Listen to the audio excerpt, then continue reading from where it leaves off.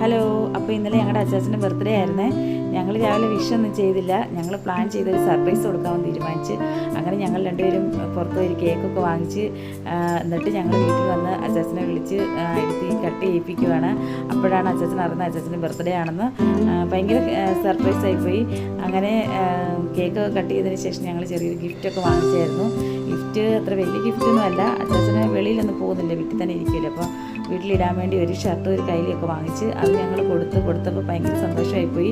ഞങ്ങളങ്ങനെ ബർത്ത്ഡേ ആവശ്യിക്കുന്നൊന്നുമില്ല, പക്ഷേ അച്ചാച്ചൻ എപ്പോഴും ഒറ്റയ്ക്കൊക്കെ ഇരിക്കുന്നതുകൊണ്ട് ഒരു ചെറിയൊരു സന്തോഷം ആയിക്കോട്ടെ എന്ന് കരുതി അങ്ങനെ ഗിഫ്റ്റ് കൊടുത്തപ്പോൾ താങ്ക്സ് ഒക്കെ പറഞ്ഞ് ചെരുമോൾക്ക്. അങ്ങനെ ഇതൊക്കെ തുറന്നു നോക്കിയപ്പോഴത്തേനും ഒത്തിരി ഇഷ്ടപ്പെട്ട്, ഒട്ടും പ്രതീക്ഷിച്ചില്ല എന്നൊക്കെ പറഞ്ഞ് അങ്ങനെ ഭയങ്കര ഹാപ്പി ആയിട്ടൊരു ഡേ ആയിരുന്നു. അപ്പോൾ ഞങ്ങൾക്കും സന്തോഷമായി. അപ്പോൾ എല്ലാവർക്കും ഓക്കെ, ബൈ ഡിയേഴ്സ്.